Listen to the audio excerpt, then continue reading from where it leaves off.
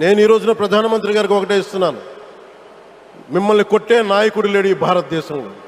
పండ్లున్న చెట్టుకే రాళ్ళు వేస్తారంటారు.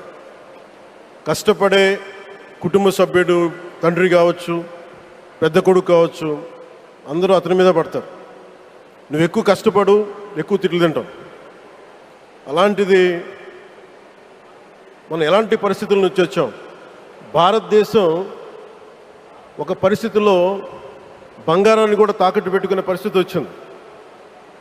అలాంటి పరిస్థితుల నుంచి దశాబ్దం పైనుంచి మూడోసారి ప్రధానమంత్రిగా ఆయన ఈ రోజున మన దేశాన్ని నడిపిస్తూ ఉన్నారు. అలాంటి ప్రధానమంత్రిని చాలామంది ఆయన మీద మాట్లాడుతూ ఉంటే, ఆయన్ని అనకూడని మాట్లాడుతూ ఉంటే నా గుండె కదిలించేసింది.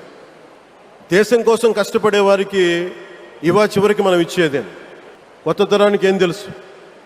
ఆయన పడ్డ కష్టం. ఒక్కరోజు కూడా సెలవు తీసుకోలేదు మన ప్రధానమంత్రి గారు. శత్రు దేశాలు, మన అభివృద్ధికి ఈర్ష్యపడే పశ్చిమ దేశాలు, వీటన్నిటినీ తట్టుకొని ఒకవైపు విదేశాల్లో ఉండే శత్రువులతో పోరాడాలి, దేశాన్ని అభివృద్ధి పదంలో తీసుకెళ్దామంటే అంతర్గత శత్రువులతో పోరాడాలి. అలాంటి వ్యక్తికి మనం ఇవ్వగలిగేది కేవలం మేమున్నాం మీ వెంట, మీ మీద మాట పడితే అది మా మీద పడ్డట్టే. నేను ఈ రోజున ప్రధానమంత్రి గారికి ఒకటే ఇస్తున్నాను.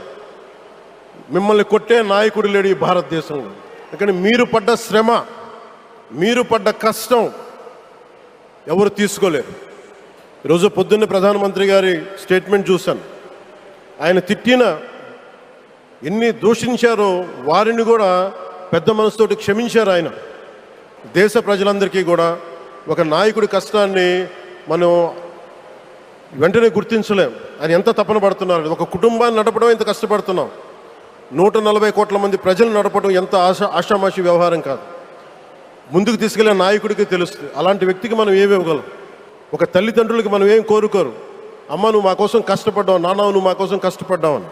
సెలవు తీసుకోకుండా పనిచేస్తున్న ఈ దేశ ప్రధానికి మనం ఇవ్వగలిగేది, మీరు మా కోసం ఎంత కష్టపడ్డారు, మీరు మా కోసం నిరంతరం ఎంత శ్రమ తీసుకున్నారని చెప్పడమే మనందరి కర్తవ్యం. మీరు అనుకున్నంత కాలం అధికారం మీరు వద్దంటే వదలాలి, కానీ అధికారం మీ చేతుల్లోనే ఉంటుంది. దానికి మేమందరం నిరంతరం కృషి చేస్తామని తెలియజేసుకుంటూ